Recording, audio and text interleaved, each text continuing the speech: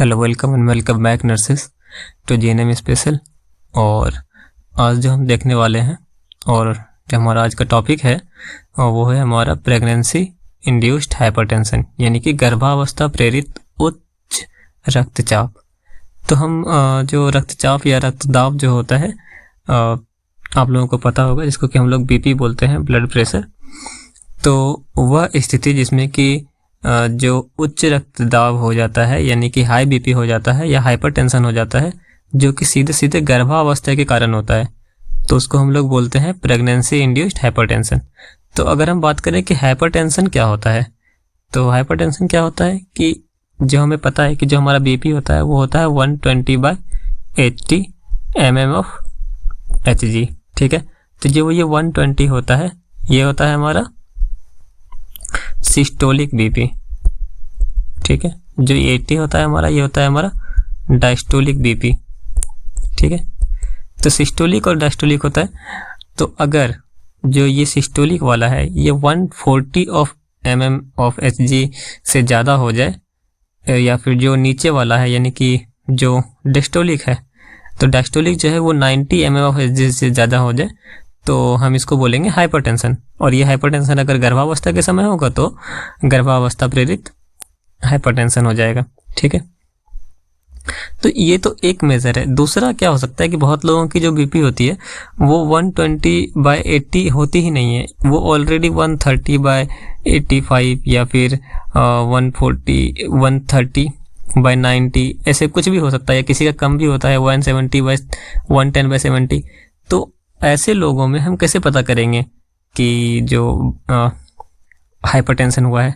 तो इसका भी एक वो है, फॉर्मूला है कि अगर जो सिस्टोलिक है, यानी कि जो अपर वाला जो बीपी में होता है अंक, वो 30 mm of Hg से बढ़ जाए, या फिर जो डायस्टोलिक है यानी कि जो नीचे वाला जो पार्ट होता है वो 15 mm of Hg से बढ़ जाए। यानी कि अगर किसी का 110/70 है, तो अगर ये 110 से बढ़ के प्रेगनेंसी के टाइम पे +30 यानी कि 140/70 हो जाए, या फिर जो नीचे वाला है यानी कि डायस्टोलिक है ये बढ़ के यानी कि 110, ऊपर वाला मान लीजिए कि सेम भी है और नीचे वाला बढ़ के 110/85 हो गया, यानी कि 15 बढ़ गया। तो ये 85 हो गया या 90 हो गया, ये 140 की जगह 150 हो गया, कुछ भी अगर बढ़ गया तो ये भी हाइपरटेंशन के अंदर ही आता है, ठीक है। तो इस तरह की जो वृद्धि होती है ना, जो हाइपरटेंशन होती है या फिर जो बीपी में हमारा बढ़ता है, तो इसको हम लोग बोलते हैं प्रेगनेंसी इंड्यूस्ड हाइपरटेंशन। और ये जो है मोस्टली 5 तरीकों में होता है, ठीक है। यहाँ पे 4 लिखा हुआ है पर हम 5 तरीके पढ़ेंगे। इसमें 5 तरीके के होते हैं, यानी 5 टाइप्स के होते हैं। तो जब सबसे पहला है हमारा प्री एक्लेम्सिया, दूसरा है एक्लेम्सिया, तीसरा गेस्टेशनल हाइपरटेंशन, चौथा क्रोनिक हाइपरटेंशन और पांचवा प्री एक्लेम्सिया और eclampsia super imposed on chronic hypertension. एक एक करके हम सबको समझते हैं अच्छे से।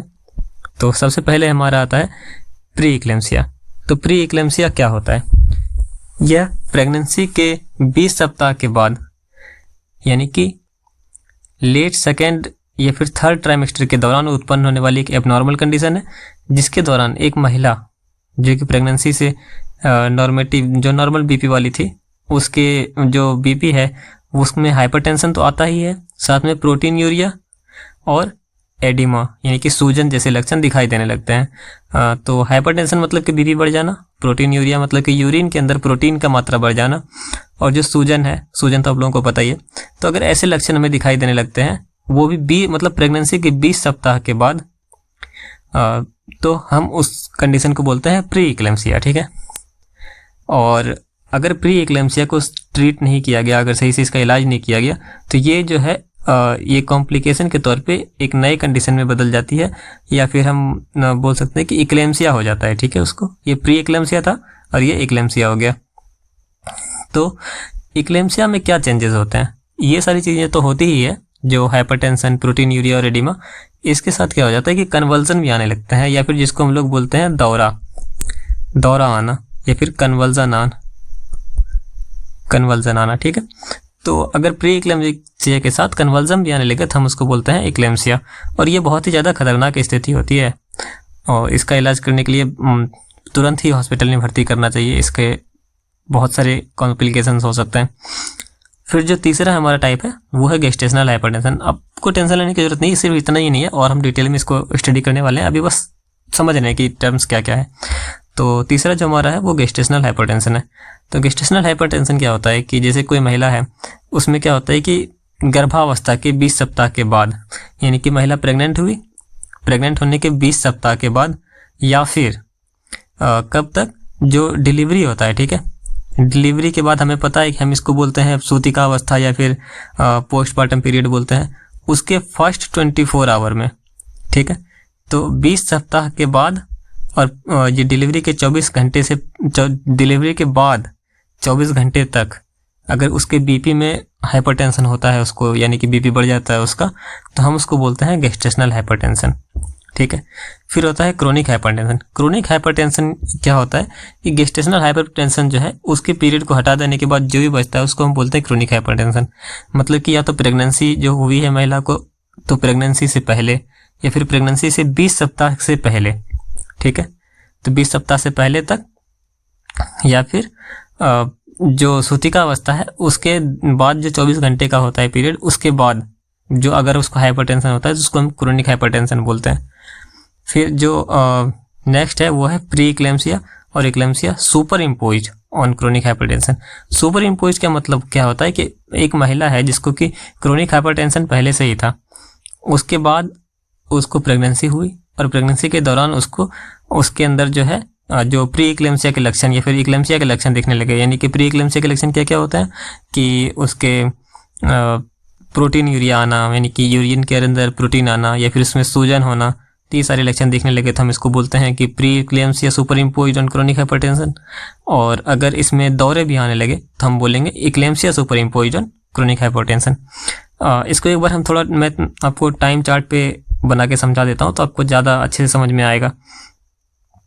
जैसे कि अगर मैं यहाँ पे आपको एक टाइम चार्ट में बताऊं, जैसे कि अगर हम एक मान लें कि ये एक महिला की जीवन रेखा है, ठीक है, इसमें से यहाँ से ये यहाँ पे जो है महिला प्रेग्नेंट हुई, ठीक है, यहाँ पे उसकी प्रेगनेंसी का 20 सप्ताह हुआ, फिर यहाँ पे इसकी डिलीवरी हुई, डिलीवरी के बाद ये हो गया डिलीवरी का 24 घंटा, फिर इसके बाद बाकी इसका आगे का जीवन ये है, ठीक है। तो अगर महिला को बीपी बढ़ता है, ठीक है, हम देखते हैं कि उसका बीपी बढ़ा इधर इसका कभी से भी लेके और प्रेगनेंसी की 20 सप्ताह से पहले तक अगर उसका बीपी बढ़ा, या फिर जो ये 24 घंटा है डिलीवरी के बाद का, इसके बाद इसका बीपी बढ़ता है, तो ये हो जाएगा, ये दोनों मिला के हो जाएगा क्रोनिक हाइपरटेंशन। क्रोनिक हाइपरटेंशन, ठीक है। अगर इसके बीच में उसका बीपी बढ़ता है तो हम उसको बोलेंगे जेस्टेशनल हाइपरटेंशन। आपको समझ में आ गया सारी चीज़ें? तो यही था मेन। और इसी में अगर बीपी बढ़ने के साथ साथ अगर इसमें और भी चीज़ें जुड़ जाए, जैसे कि इसमें अगर जुड़ जाए कि प्रोटीन यूरिया, यानी कि यूरिन के अंदर प्रोटीन आना, या फिर इसमें जुड़ जाए एडिमा, तो ये दोनों मिलके बना देगा प्री इक्लेम्सिया, ठीक है। और प्री इक्लेम्सिया के अंदर हम एक और चीज़ जोड़ दें, दौरा आना, या फिर जिसको हम बोलते हैं कन्वर्जन भी जुड़ जाए तो इसको हम लोग बोलेंगे इक्लेम्सिया। तो आई होप कि आपको समझ में आ गया होगा सही से कि ये सारी चीज़ें हमने अभी तक पढ़ी है, ठीक है। और अगर कोई महिला थी, उसको पहले से ही उसका बीपी बढ़ा हुआ था, ठीक है, उसका बीपी बढ़ा हुआ था पहले से ही, और उसके बाद बीपी बढ़े हुए बीपी में वो प्रेग्नेंट हो जाती है, ठीक है, तो फिर इसके ऊपर जो भी इसको होगा तो उसको बोलेंगे सुपर इम्पोज्ड। यानी कि अगर इसके बाद इसका बीपी तो पहले से बढ़ा हुआ था, बीपी बढ़ने के साथ साथ उसमें प्रोटीन यूरिया एडिमा आ गया, तो हम बोलेंगे pre eclampsia super imposed on chronic hypertension, क्योंकि महिला ये जो बीपी बढ़ा हुआ है इसको हम ऑलरेडी बोलते हैं क्रोनिक हाइपरटेंशन। इसको क्रोनिक हाइपरटेंशन के ऊपर इसको और भी एडिमा वगैरह हो गया, प्रोटीनयूरिया हो गया, तो आई आपको समझ में आ गया होगा अच्छे से। और भी हम डिटेल में इसको डिस्कस करेंगे आगे चल के, तो यहाँ तक समझाने के लिए आपको शायद ये ठीक था। फिर हम आगे का टॉपिक देखते हैं। हम जो अभी स्टडी करने वाले हैं वो हम स्टडी करने वाले हैं प्री इक्लेम्सिया। ठीक है, प्री इक्लेम्सिया का हम स्टडी करने वाले हैं। तो हमें पता है कि ये कब होता है, 20 सप्ताह के गर्भावस्था के 20 सप्ताह के बाद लेट सेकेंड ट्राइमेस्टर में या फिर थर्ड ट्राइमेस्टर में।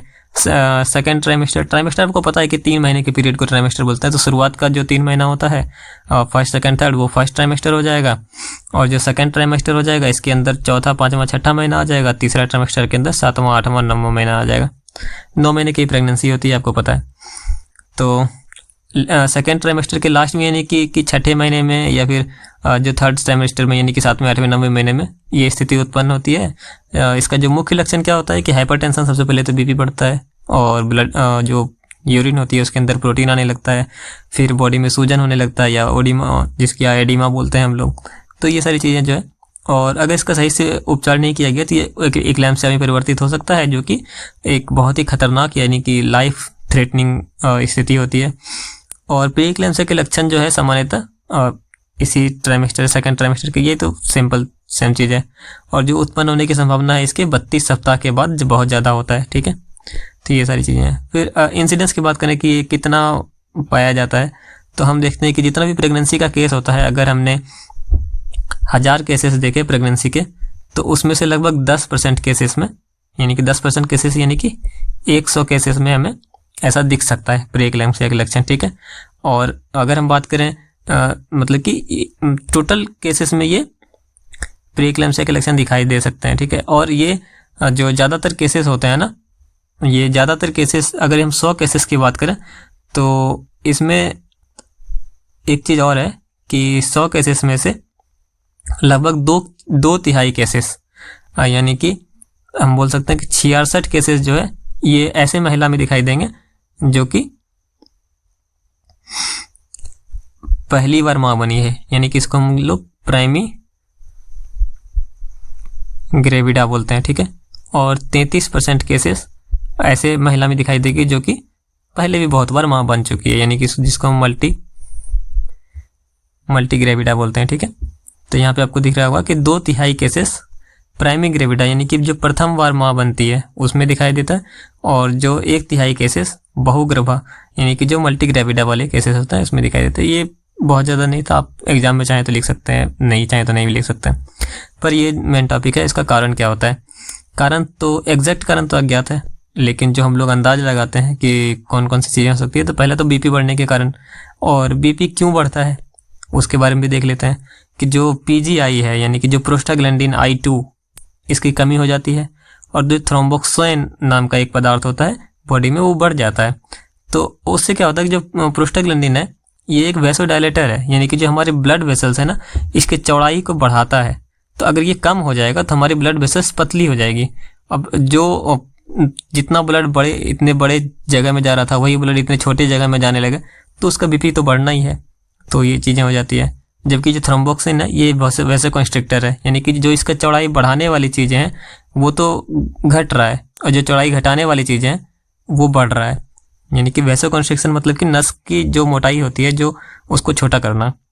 तो ऐसी चीज़ें बढ़ने के कारण बीपी बढ़ जाता है, और इसके वजह से तो एक तो ये कारण था। दूसरा कारण ये है बीपी बढ़ने का कि जो नाइट्रिक ऑक्साइड है उसकी कमी हो जाती है। नाइट्रिक ऑक्साइड भी यही काम करता है, एक तरह से वेसोडायलेटर की तरह ही काम करता है। तो इसकी वजह से भी वही सेम कारण है जिसकी वजह से कि बढ़ जाता है। फिर जो तीसरा है और भी जो कारण है वो है असामान्य प्लेसेंटेशन, कि जो प्लेसेंटा है वो अगर सही जगह पे सही से नहीं बना है या फिर सही जगह पे नहीं बना है तो उसकी वजह से भी बीपी बढ़ सकता है। फिर इन्फ्लेमेटरी मेडिकेशंस जैसे कि इंटरल्यूकिन्स या फिर साइटोकाइंस, ऐसे जो मीडिएटर्स होते हैं इन्फ्लेमेटरी, ऐसी चीज़ें जो हो जाती है तो उसकी वजह से भी बीपी बढ़ जाता है। फिर जो एक तो बीपी बढ़ने का कारण था, दूसरा कारण जो था वो था प्रोटीन यूरिया के कारण। तो प्रोटीन यूरिया क्या होता है, जो बोमेन संपुट होता है, यानी जो बोमेन कैप्सूल जिसको हम लोग बोलते हैं, जो कि हमारे किडनी में पाया जाता है, ये चीज़ें जो किडनी में पाई जाती है, तो इसमें जो एफेरेंट आर्टेरियोल्स होते हैं वो सिकुड़ने लगता है, और उसके सिकुड़ने से क्या होता है, एक ऑक्सीजन की कमी होती है, ऑक्सीजन की कमी की वजह से ब्लड कैपिलरी की जो परमिएबिलिटी बढ़ जाती है। मतलब कि सिंपल सा बात यह है कि जो किडनी में प्रॉब्लम होने की वजह से जो यूरिन होती है, या फिर जिसको हम लोग मूत्र बोलते हैं, मूत्र के अंदर जो है प्रोटीन लीक करने लगता है। ठीक है, प्रोटीन लीक करने की वजह से प्रोटीन्स का लीकेज बढ़ जाता है और यूरिन के साथ बाहर निकाल देते हैं। इसी स्थिति को प्रोटीन यूरिया यानी कि प्रोटीन यूरिया कहते हैं। ठीक है, तो ये एक कारण था प्रोटीन यूरिया का कि किडनी में प्रॉब्लम होता है, और अगर आपको डिटेल में देखना है तो मतलब बोमेन्स कैप्सूल जो है उसमें सिकुड़ने लगता है, उसकी वजह से ऑक्सीजन की कमी होती है, उसकी वजह से वैसोकंस्ट्रिक्शन होता है। तो ये सारी चीज़ें हैं जो आप यहाँ पे टोटल पढ़ सकते हैं। फिर तीसरा जो कारण है वो है एडिमा। एडिमा के कारण क्या होता है, जब ऑक्सीडेटिव स्ट्रेस बढ़ने के कारण जो है ब्लड कैपिलरी जो होता है उसके एंडोथेलियम में क्षति हो जाती है, यानी कि जो एंडोथेलियम जो अंदर वाला लेयर होता है उसका ब्लड कैपिलरी का, वो डैमेज हो जाता है, जिसकी वजह से कि इसकी वही होता है कि परमिएबिलिटी बढ़ जाती है और फ्लूइड इससे बाहर निकल के लीक होने लगता है। और फ्लूइड लीक होगा तो हमारे इंटरस्टिशियल स्पेस में जो हमारे सेल्स होते हैं उसके बीच में जो जगह होता है इसमें भर जाता है और यहाँ पे सूजन आ जाता है। तो ये होता है एडिमा के कारण। ठीक है, तो हमने देख लिया कि जो इसके लक्षण है उसके क्या क्या कारण हो सकते हैं, कि बीपी बढ़ने के क्या कारण हो सकते हैं, कि ये PGI-2 बढ़ जाता है और नाइट्रिक ऑक्साइड की कमी हो जाती है, ये PGI कम हो जाता है और नाइट्रिक ऑक्साइड की कमी हो जाती है, इसके कारण से बीपी बढ़ जाता है। प्रोटीन यूरिया क्यों होता है, यानी कि यूरिन में प्रोटीन क्यों आता है, क्योंकि किडनी में प्रॉब्लम होता है, जिसकी वजह से कि ब्लड से प्रोटीन निकल के और लीक होने लगता है और यूरिन के साथ बाहर आने लगता है। एडिमा के कारण क्या होता है, वही होता है कि ऑक्सीडेटिव स्ट्रेस बढ़ने के कारण कैपिलरी डैमेज हो जाता है, कैपिलरी डैमेज होने से फ्लूइड बाहर निकल के और इंटरस्टिशियल स्पेस में जमा हो जाता है। तो ये तीनों हमने देख लिया। अब जो है हम इसके रिस्क फैक्टर देखेंगे कि इसके रिस्क फैक्टर यानी कि कौन कौन सी महिलाएं ऐसी है जिसको कि ज़्यादा चांसेस है ऐसा होने का। तो जो गर्भवती माता है जिसका उम्र की 35 वर्ष से अधिक है, या फिर जो उसका उम्र है वो 18 वर्ष से भी बहुत ज़्यादा कम है, तो ऐसी स्थिति में ज़्यादा चांसेस होता है। या फिर जो पहली बार माँ बन रही है, ये प्राइमरी ग्रेविडा, हमने यहाँ पे भी देखा था इंसिडेंट्स में भी कि जो प्राइमरी ग्रेविडा मदर होती है, जो पहली बार माँ बन रही होती है, उसमें ये चांसेस ज़्यादा होते हैं होने के। फिर देखते हैं हम हाइड्रेटिफॉर्म मोल की उपस्थिति। तो अगर किसी के यूट्रस में हाइड्रेटिफॉर्म मोल बना हुआ है तो उसकी वजह से ये हो सकता है। फिर महिला में अगर डायबिटीज़ है, मोटापा है, उसके अगर पॉलीहाइड्रामनियोस है, यानी कि जो उसके एमनियोटिक फ्लूइड के जो है मात्रा वो बहुत ज़्यादा है, तो इसकी वजह से हो सकता है। और अगर महिला को पहले कोई रीनल या जो वैस्कुलर डिजीज यानी कि नसों से रिलेटेड अगर कोई बीमारी हुई है, या फिर किडनी से रिलेटेड बीमारी पहले हुई है महिला को, तो उनको चांसेस ज़्यादा होता है। फिर पुअर प्लेसेंटेशन, जो प्लेसेंटा जो बनता है या फिर जो प्लेसेंटा जो फिक्स होता है वो अगर सही जगह पे नहीं होता तो उसकी वजह से भी हो सकता है। फिर प्री इक्लेम्सिया, इक्लेम्सिया या उच्च रक्तचाप की जो फैमिली हिस्ट्री रही है, फैमिली में सबको होते आया है, तो चांसेस है कि उस महिला को होने के चांसेस ज़्यादा रहेंगे। फिर जो प्लेसेंटल स्टीमिया, जो प्लेसेंटा है इसमें स्टीमिया हो जाता है, मतलब कि ब्लड सही से नहीं पहुंच पाता है, तो उस स्थिति में भी ये होने के चांसेस होते हैं। फिर इमोशनल स्ट्रेस, अगर कोई महिला है प्रेगनेंसी के टाइम पे बहुत ज़्यादा स्ट्रेस ले रही है तो उसको ये भी होने के चांसेस ज़्यादा रहेंगे। फिर माल न्यूट्रिशन है, और अगर लो सोशियो इकोनॉमिक स्टेटस, तो इसमें पैसे से रिलेटेड कुछ नहीं है, पर पैसे जिसके पास रहते हैं ना वो अच्छा खाना खा पाते हैं, हेल्दी होते हैं, न्यूट्रिशन ले सकते हैं, पर जिनके पास पैसे नहीं होते तो वो इन चीज़ों की कमी होती है, तो इस वजह से ये होने के चांसेस ज़्यादा रहते हैं। फिर जो प्री इक्लेम्सिया है इसके क्लिनिकल लक्षण क्या होता है, तो अगर हम इनके क्लिनिकल लक्षण की बात करें तो सबसे पहले तो हम देख लेते हैं कि दो तरह का ही होता है। पहला तो होता है माइल्ड और दूसरा होता है सीवियर। माइल्ड में हमें कम दिखेगा, यानी कि वो कम खतरनाक होगा, और सीवियर ज़्यादा खतरनाक होगा। माइल्ड में क्या होता है कि 140 से ज़्यादा हो जाता है लेकिन 160 से कम रहता है बीपी, और सिस्टोलिक और डिस्टोलिक में 90 से ज़्यादा होता है पर 110 से कम रहता है। हल्का फुल्का एडिमा भी होता है, थोड़ा सा प्रोटीन यूरिया यानी कि 0.5 ग्राम पर लीटर से कम ही होता है। सर दर्द है या फिर जो दिखने में दिक्कत है ये सब अनुपस्थित रहता है, यानी कि कम रहता है। फिर सीवियर में अगर हम बात करें तो 160 से भी ज़्यादा हो जाता है बीपी, और डायस्टोलिक जो है 110 से भी ज़्यादा हो जाता है। जो एडिमा होता है वो जो टखने यानी कि एंकल्स पर होता है और धीरे धीरे पूरे शरीर पर फैल जाता है। और जो प्रोटीन यूरिया होता है वो 1 ग्राम पर लीटर से ज़्यादा प्रोटीन बाहर निकलने लगता है, शरीर का वजन बढ़ जाता है, यूरिन का आउटपुट जो है वो कम हो जाता है, चक्कर आने लगता है और ब्लड विजन यानी कि दिखना थोड़ा धुंधला दिखने लगता है, बहुत ज़्यादा तेज हेडेक होता है और नोजिया वोमिटिंग होता है, और पेट का जो एपिगैस्ट्रिक रीजन होता है उसमें बहुत ज़्यादा दर्द होता है। फिर जो हेल्प सिंड्रोम है इसकी उपस्थिति हो जाती है। हेल्प सिंड्रोम क्या होता है कि एच से होता है हेमोलाइसिस, EL से होता है एलिवेटेड लीवर एंजाइम और LP से होता है लो प्लेटलेट काउंट। तो जिसमें हमें दिख रहा होगा कि जो हेमोलाइसिस का मतलब होता है RBC, जो हमारे रेड ब्लड सेल होते हैं वो डिस्को डिस्ट्रक्शन यानी कि ये खुद से ही खत्म होने लगता है, ठीक है। और फिर एलिवेटेड लीवर एंजाइम, लीवर का जो एंजाइम है बहुत ज़्यादा बढ़ जाता है, यानी कि AST या फिर ALT का लेवल बहुत ज़्यादा बढ़ जाता है। फिर लो प्लेटलेट काउंट, जो प्लेटलेट काउंट है वो 1 लाख से भी कम हो जाता है, जबकि इसकी मात्रा बहुत ज़्यादा होनी चाहिए और 1 लाख से भी कम हो जाता है। फिर मरीज की जो है स्लीप जो है वो डिस्टर्ब हो जाती है। फिर इसमें हम जांचें कौन कौन से करते हैं उसके बारे में जानकारी ले लें। तो हम सबसे पहले तो BP चेक करेंगे, क्योंकि हाइपरटेंशन तो हमें दिखता ही है। फिर प्रोटीन यूरिया का परीक्षण करने के लिए हम उसका यूरिन का परीक्षण करेंगे। फिर ऑप्थेल्मिक जो उसका आंखों का एग्जाम यानी कि एग्जामिनेशन करेंगे, क्योंकि हमें पता है कि वो धुंधला दिखने लगता है, या फिर रेटिना पर एडिमा के जो चांसेस वो देखते हैं कि कहीं जो रेटिना है वो कहीं फूल तो नहीं गया, उसमें सूजन तो नहीं आ गया। फिर ब्लड एग्जामिनेशन करते हैं, haemoglobin level, TSH DSC level, platelet count, जो यूरिक एसिड का लेवल है, ये सारी चीज़ें। फिर सीरम क्रिएटिनिन लेवल चेक करते हैं, लिवर एंजाइम का लेवल चेक करते हैं, क्योंकि हेल्प सिंड्रोम जो हमने पढ़ा था LLP हेल्प जो सिंड्रोम था ये भी हो सकता है। तो इन सब के लिए हम सारी चीज़ें चेक करते हैं। फिर फीटल का भी मॉनिटरिंग करते रहेंगे कि कहीं जो बच्चा है वो जिंदा है कि नहीं है, यानी कि वाइबिलिटी उसकी सही है कि नहीं है। तो ये सारी चीज़ें हम देख सकते हैं। सॉरी, जो वाइबिलिटी होता है ना, ये एक तो बच्चा जिंदा है कि नहीं ये तो देखेंगे। वाइबिलिटी का मतलब होता है कि बच्चे को अगर हम अभी डिलीवरी करवा दें तो बच्चा जिंदा रह सकता है कि नहीं रह सकता है, उसको बोलते हैं हम लोग वाइबिलिटी, ठीक है। तो अब हम देखते हैं डेंजर्स ऑफ एक्लेम्सिया। तो डेंजर्स में क्या क्या हम देखेंगे। सबसे पहले तो माँ को क्या क्या खतरा हो सकता है। माँ को क्या क्या खतरा हो सकता है कि एक्लेम्सिया उसको हो सकता है, अगर सही से ट्रीट नहीं करेंगे तो एक्लेम्सिया हो सकता है। उसका एंटीपार्टम हेमरेज हो सकता है, उसका जो उसकी दृष्टि खराब हो सकती है।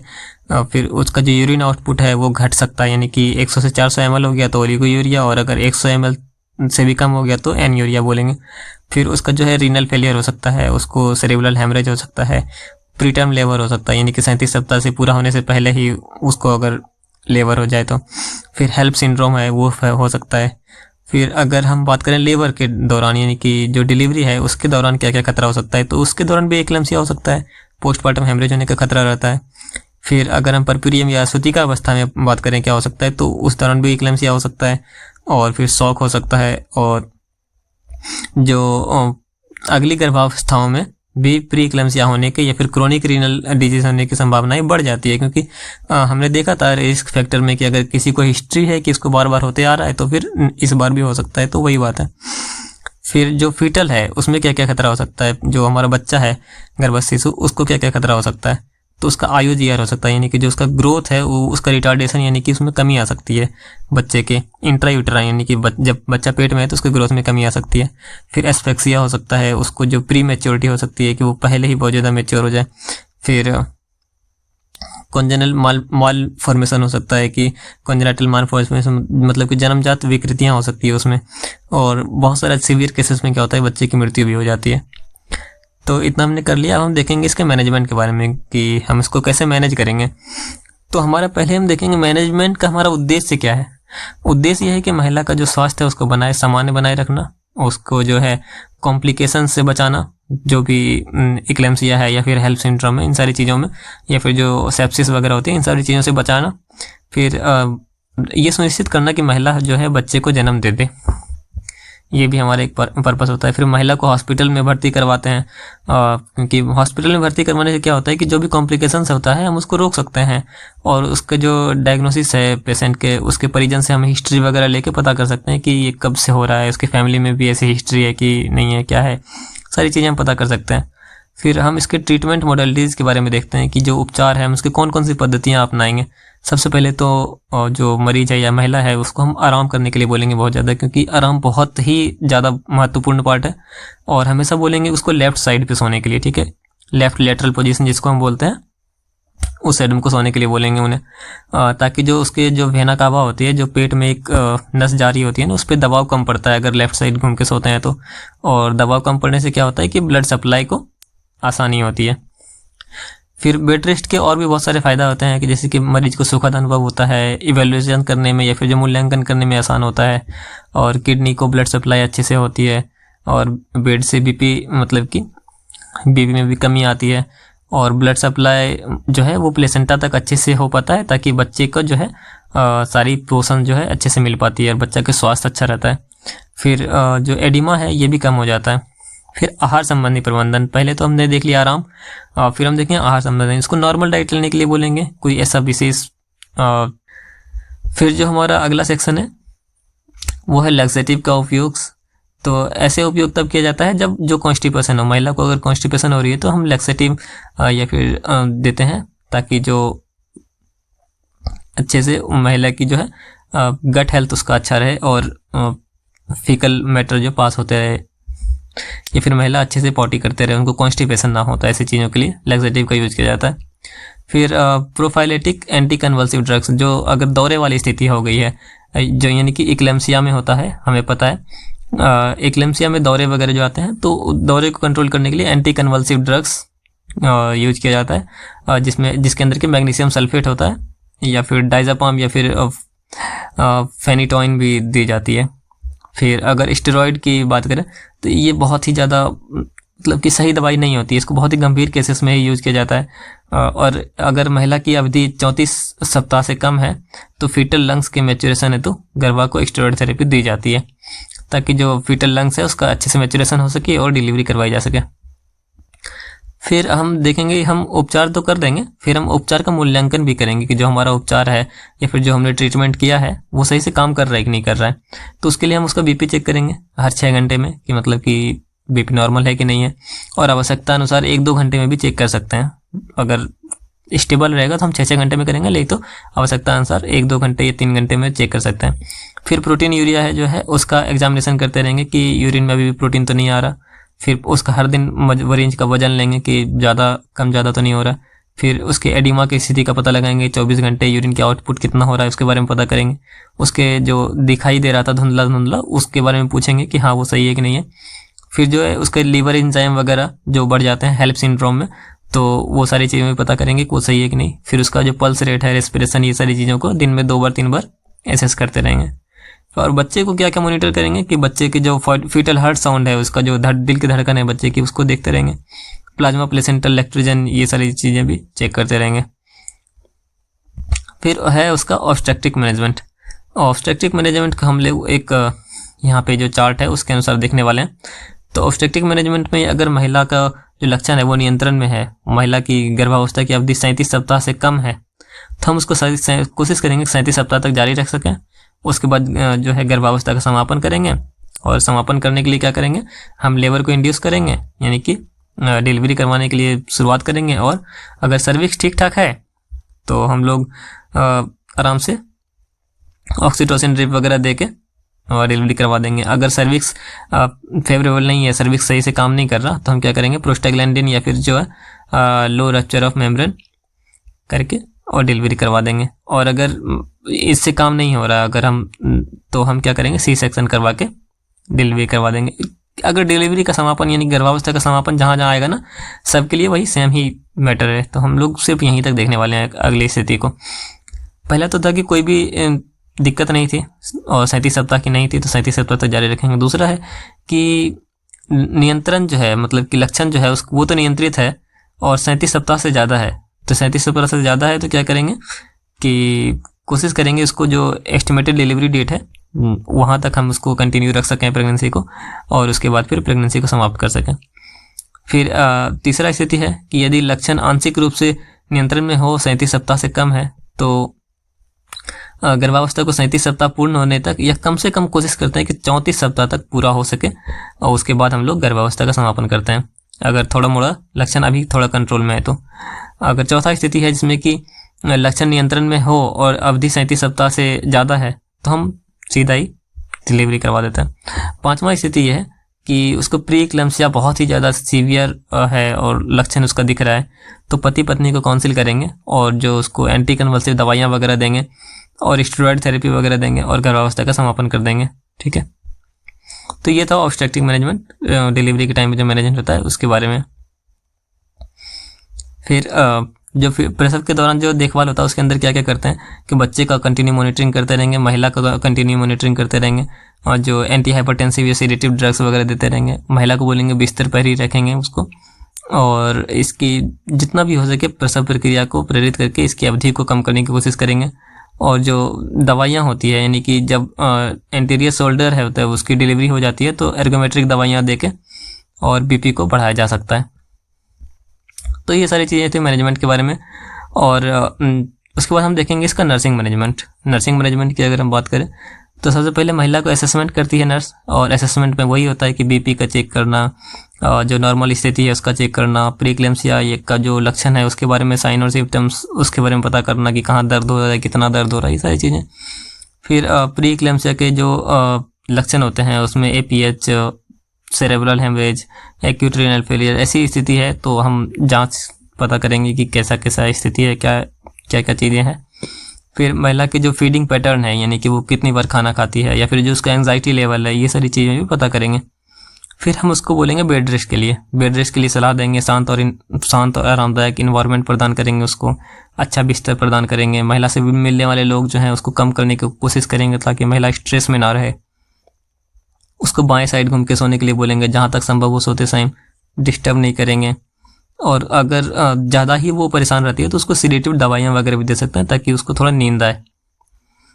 फिर उसके बीपी का नियंत्रण करने के लिए क्या करेंगे, तो सबसे पहले महिला को तो आराम करने के लिए बोलेंगे, महिला को भावनात्मक तनाव से दूर रहने के लिए बोलेंगे, महिला में जो है फैट वाला खाना जो है उसको कम कराने के लिए बोलेंगे, और महिला को चिकित्सक के अनुसार जो है एंटी हाइपरटेंसिव ड्रग्स, ये सारी चीज़ें हम देने की कोशिश करेंगे, जो भी डॉक्टर दवाइयाँ देंगे। और जो भी दवाइयाँ देंगे उसमें हम जो 5 राइट्स होते हैं उसका इस्तेमाल करेंगे, उसका पालन करेंगे, जिसमें कि right patient, right drug, right dose, right route, right time, ये सारी चीज़ें हम पालन करके ही दवाइयाँ देंगे।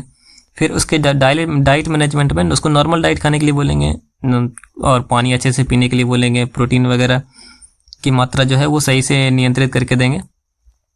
और डाइट में जो गर्भावस्था की बढ़ी हुई डिमांड के कारण जो मिनरल्स या विटामिन है जिसकी कमी हो रही है उसके लिए भी हम अलग से उसको देंगे सप्लीमेंट्री। फिर खाद्य पदार्थ में जो है वो फैट कम रखने की कोशिश करेंगे और कम मसालेदार रखने की कोशिश करेंगे उसको, और महिला को बोलेंगे कि थोड़ा थोड़ा भोजन करना है, बार बार भोजन करना है। फिर नमक के रेस्ट्रिक्शन की कोई ज़रूरत नहीं होती है उतना ज़्यादा। फिर इनटेक आउटपुट चार्ट को मेंटेन करेंगे। और प्री इक्लेम्सिया के अगर बहुत ज़्यादा सीवियर लक्षण दिखने लगे और ऐसा लगे कि अब दौरा आने वाला है या फिर कन्वल्जन आने वाला है, तो जो डॉक्टर है उसको परामर्श के अनुसार जो प्रोफाइलेटिक एंटी कन्वल्सिव ड्रग्स वगैरह होते हैं वो हम दे देंगे महिला को, ताकि उसको दौरे वगैरह ना आए। और महिला के जो साइड इफ़ेक्ट होता है दवाइयों के उसको हम बारीकी से ऑब्जर्व करेंगे। अगर कोई साइड इफ़ेक्ट दिखता है तो हम तुरंत ही डॉक्टर को इन्फॉर्म करेंगे। फिर नर्सिंग जो देखभाल है उसके दौरान जो एसेप्टिक टेक्निक होता है हमें इसको यूज करना पड़ता है, क्योंकि जो नोजोकोमियल इन्फेक्शन होता है या फिर जो हॉस्पिटल के दौरान जो इन्फेक्शन हो जाता है उससे बचने के लिए हमें स्ट्रिक्ट एसेप्टिक टेक्निक का इस्तेमाल करना चाहिए। और उसमें क्या कर सकते हैं कि जो भी हम प्रक्रिया करेंगे, जो भी हम दवाइयाँ वगैरह देंगे या फिर कोई हम प्रोसीजर कर रहे हैं तो उसके पहले और बाद में अच्छी तरह से हैंड वॉश करेंगे। नर्स का आवश्यकता अनुसार जो गाउन, ग्लव्स वगैरह होता है, कैप, मास्क, ये सारी चीज़ें जितनी भी ज़रूरत हो हम पहनेंगे। फिर स्टेरलाइज जो उपकरण है उसका ही इस्तेमाल करेंगे किसी भी इमरजेंसी की कंडीशन में, मैनेजमेंट के लिए हमेशा तैयार रखेंगे। फिर अगर हमें एंजाइटी मैनेज करना है पेशेंट का तो हम उसको कैसे मैनेज करेंगे, उसको साइकोलॉजिकल सपोर्ट देके, उसको अकेला नहीं छोड़ेंगे। अगर बहुत ज़्यादा वो परेशान हो रही है तो उसको अकेला नहीं छोड़ेंगे। और फिर उसके महिला जो है उसकी या फिर उसके जो परिजन के जो डाउट होते हैं उसको हम क्लियर करेंगे समझा के। उसके महिला की स्थिति में बार बार परिवर्तन करते रहेंगे, और जो भी अच्छी चीज़ें हो रही है, जो भी उसके सुधार हो रहा है उसके बारे में हम उससे भी और उसके फैमिली मेम्बर को भी बताते रहेंगे। फिर सी सेक्शन की जो है सही स्थिति का पता रखेंगे कि हाँ अगर हमें सी सेक्शन करना है तो उसके जो प्री ऑपरेटिव केयर्स होते हैं या फिर जो पोस्ट ऑपरेटिव केयर होते हैं उसके नर्सिंग देखभाल करते रहेंगे। अगर हम बात करें कि लेबर के दौरान जो नर्स क्या क्या करती है, तो अगर पहले अवस्था है लेबर का, हमें पता है कि 3-4 स्टेज होते हैं लेबर के। तो जो पहला स्टेज जो होता है उसमें फीटस की और महिला की लगातार मॉनिटरिंग करते रहेंगे और उसके हाइपरटेंशन, प्रोटीन, यूरिया, ये सारी चीज़ों को हम देखते रहेंगे। जो यूरिन आउटपुट है उसको देखते रहेंगे। दौरा वगैरह तो नहीं आ रहा है, ऐसा संभावना दिखता है तो हम पहले ही देखते रहेंगे। हमें बस ऑब्जर्व ही करना होता है। जो पहला होता है ना उसमें हमें अच्छे से ऑब्जर्व करना दिखता है, और कोई भी अगर असामान्य स्थिति दिखती है तो हमें डॉक्टर को सूचित करना होता है। बच्चे को ऑब्जर्व करना, वही सारी चीज़ें हैं कि बच्चे को ऑब्जर्व करना है, दवाइयाँ वगैरह देनी है, और आवश्यकता अनुसार हमें मेम्ब्रेन को रप्चर भी करना होता है और ऑक्सीटोसिन ड्रिप देना होता है। फिर अगर सेकंड स्टेज की बात करें जिसमें कि एक्चुअली में बच्चा बाहर आता है, तो उस स्टेज में जो है जो पीडियाट्रिशियन होता है उसको तुरंत ही सूचित कर देंगे कि सेकंड स्टेज चालू हो गया महिला का, और आप सावधानी पूर्वक इसमें मेंटेन करते रहेंगे। और अगर ज़रूरत पड़ी तो हमें शोल्डर को डिलीवरी के बाद एर्गोमेटिक आईवी के बजाय आईएम देना चाहिए, ताकि आईवी एर्गोमेटिक महिला को बीपी को बढ़ा सकता है। फिर आवश्यकता अनुसार प्रसव की दूसरी अवस्था की अवधि को कम करने के लिए फोर्सेप या वेंटस का उपयोग करना चाहिए। वेंटस आपको पता होगा एक वैक्यूम जैसी मशीन का होता है, या फिर जो फोर्सेप होता है, बहुत सारे अलग अलग फोर्सेप होते हैं जिससे कि हम डिलीवरी करवा सकते हैं, और उससे जो डिलीवरी का टाइम है वो कम हो जाएगा, यानी कि दूसरा स्टेज जो है उसका टाइम कम हो जाएगा। फिर गर्भ शिशु की डिलीवरी के तुरंत बाद महिला को IM पैथिडीन दे के सीडेट कर देना चाहिए ताकि उसको दर्द कम हो। फिर जो तीसरी स्टेज होती है उसमें क्या होता है, परप्यूरियम पीरियड के दौरान लगभग 48 घंटे तक महिला को बहुत ध्यान से ऑब्जर्व करते रहेंगे। कोई सीजर्स वगैरह आता है या फिर कोई पोस्टमार्टम हेमरेज वगैरह होता है तो चिकित्सक को तुरंत बताएंगे। फिर एंटी हाइपरटेंसिव सीडेटिव ड्रग्स वगैरह देते रहेंगे, और डिस्चार्ज होने तक उसे हॉस्पिटल में, उसको नॉर्मल होने तक हॉस्पिटल में ही रखेंगे, उसको डिस्चार्ज नहीं करेंगे, नॉर्मल होने के बाद ही डिस्चार्ज करेंगे।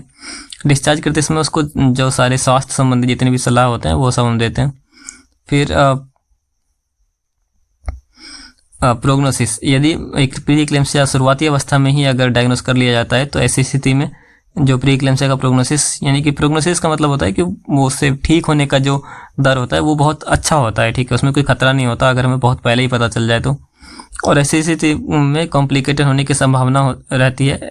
इस फिर गर्भवती महिला और गर्भस्थ शिशु की डेथ तक हो सकती है अगर हमें सही से पता नहीं चल पाई या सही से इसका उपचार ना हो प्री इक्लेम्सिया वगैरह का। तो पर अगर पहले ही पता चल जाता है तो ये कंट्रोल कर दिया जा सकता है। फिर हम बात करेंगे प्री इक्लेम्सिया की जो रोकथाम है कि हम उसको कैसे रोक सकते हैं प्री इक्लेम्सिया को। अगर हम रोकने के बारे में बात करें तो ये बीमारी जो है ये पूरी रूप तरह से रोकने के योग्य नहीं है, किंतु कुछ हाई रिस्क ग्रुप को जल्दी अगर पहचान लिया जाए तो हम उसमें क्या कर सकते हैं, जैसे कि हाई रिस्क जो फैक्टर किसमें होता है, तो ऐसी चीज़ें, ऐसे लोगों को अगर हम पहचान लें तो हम इसको मैनेज करने में आसानी होगी और हम अच्छे से ध्यान रख पाएंगे कि जो पहली बार माँ बन रही है उसमें हमें ये ध्यान रखना चाहिए कि इसमें कोई ऐसा लक्षण तो नहीं दिख रहा।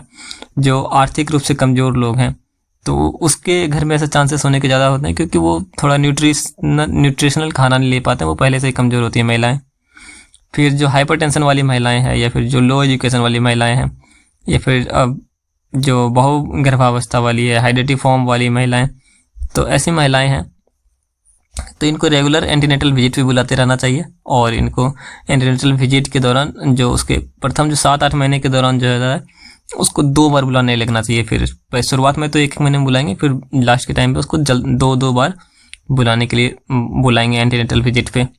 फिर हाई रिस्क महिलाओं को जो है उसको कैल्शियम वगैरह अच्छे से देते रहेंगे, उसको डाइट वगैरह का ध्यान रखेंगे ताकि उसमें ऐसी स्थिति डेवलप ना हो। जो प्रोटीन मिनरल्स वगैरह हैं उसको अच्छे से देते रहेंगे। फिर हाई रिस्क महिलाओं को नमक का उपयोग कम करने के लिए कहेंगे, और महिला को प्रतिदिन कम से कम 8 से 10 घंटे सोने के लिए बोलेंगे। और हाई रिस्क महिलाओं को शुरू से ही एस्पिरिन वगैरह की हल्की डोज देते रहेंगे, यानी कि 60 mg पर डे करके देते रहेंगे ताकि उसको कोई ऐसा बीपी बढ़ने वाली प्रॉब्लम्स ना हो। तो ये हो गया हमारा प्री इक्लेम्सिया के बारे में, और जो नेक्स्ट लेक्चर होगा हमारा वो होगा इक्लेम्सिया के बारे में। तो आपको ये लेक्चर अच्छा लगा तो लाइक, शेयर और सब्सक्राइब जरूर करें। मिलते हैं आपसे अगले वीडियो में। धन्यवाद। का प्रोग्नोसिस, यानी कि प्रोग्नोसिस का मतलब होता है कि वो उससे ठीक होने का जो दर होता है वो बहुत अच्छा होता है, ठीक है, उसमें कोई खतरा नहीं होता अगर हमें बहुत पहले ही पता चल जाए तो। और ऐसी स्थिति में कॉम्प्लिकेटेड होने की संभावना रहती है। फिर गर्भवती महिला और गर्भस्थ शिशु की डेथ तक हो सकती है अगर हमें सही से पता नहीं चल पाई या सही से इसका उपचार ना हो प्रीक्लेम्सिया वगैरह का। तो पर अगर पहले ही पता चल जाता है तो ये कंट्रोल कर दिया जा सकता है। फिर हम बात करेंगे प्रीक्लेम्सिया की जो रोकथाम है कि हम उसको कैसे रोक सकते हैं प्रीक्लेम्सिया को। अगर हम रोकने के बारे में बात करें तो ये बीमारी जो है ये पूरी रूप तरह से रोकने के योग्य नहीं है, किंतु कुछ हाई रिस्क ग्रुप को जल्दी अगर पहचान लिया जाए तो हम उसमें क्या कर सकते हैं, जैसे कि हाई रिस्क जो फैक्टर किस में होता है, तो ऐसी चीज़ें ऐसे लोगों को अगर हम पहचान लें तो हम इसको मैनेज करने में आसानी होगी और हम अच्छे से ध्यान रख पाएंगे कि जो पहली बार माँ बन रही है उसमें हमें ये ध्यान रखना चाहिए कि इसमें कोई ऐसा लक्षण तो नहीं दिख रहा। जो आर्थिक रूप से कमज़ोर लोग हैं तो उसके घर में ऐसे चांसेस होने के ज़्यादा होते हैं क्योंकि वो थोड़ा न्यूट्रिशनल खाना नहीं ले पाते हैं, वो पहले से ही कमज़ोर होती है महिलाएँ। फिर जो हाइपरटेंशन वाली महिलाएं हैं या फिर जो लो एजुकेशन वाली महिलाएं हैं या फिर जो बहुगर्भावस्था वाली है, हाइडेटिव फॉर्म वाली महिलाएं, तो ऐसी महिलाएं हैं तो इनको रेगुलर एंटीनेटल विजिट भी बुलाते रहना चाहिए। और इनको एंटीनेटल विजिट के दौरान जो उसके प्रथम जो 7-8 महीने के दौरान जो है उसको 2 बार बुलाने लगना चाहिए। फिर शुरुआत में तो 1 महीने में बुलाएंगे, फिर लास्ट के टाइम पे उसको 2 बार बुलाने के लिए बुलाएंगे एंटीनेटल विजिट पे। फिर हाई रिस्क महिलाओं को जो है उसको कैल्शियम वगैरह अच्छे से देते रहेंगे, उसको डाइट वगैरह का ध्यान रखेंगे ताकि उसमें ऐसी स्थिति डेवलप ना हो। जो प्रोटीन मिनरल्स वगैरह हैं उसको अच्छे से देते रहेंगे। फिर हाई रिस्क महिलाओं को नमक का उपयोग कम करने के लिए कहेंगे और महिला को प्रतिदिन कम से कम 8 से 10 घंटे सोने के लिए बोलेंगे। और हाई रिस्क महिलाओं को शुरू से ही एस्पिरिन वगैरह की हल्की डोज देते रहेंगे, यानी कि 60 mg पर डे करके देते रहेंगे ताकि उसको कोई ऐसा बीपी बढ़ने वाली प्रॉब्लम्स ना हो। तो ये हो गया हमारा प्री एक्लेम्सिया के बारे में। और जो नेक्स्ट लेक्चर होगा हमारा वो होगा एक्लेम्सिया के बारे में। तो आपको ये लेक्चर अच्छा लगा तो लाइक शेयर और सब्सक्राइब जरूर करें। मिलते हैं आपसे अगली वीडियो में। धन्यवाद।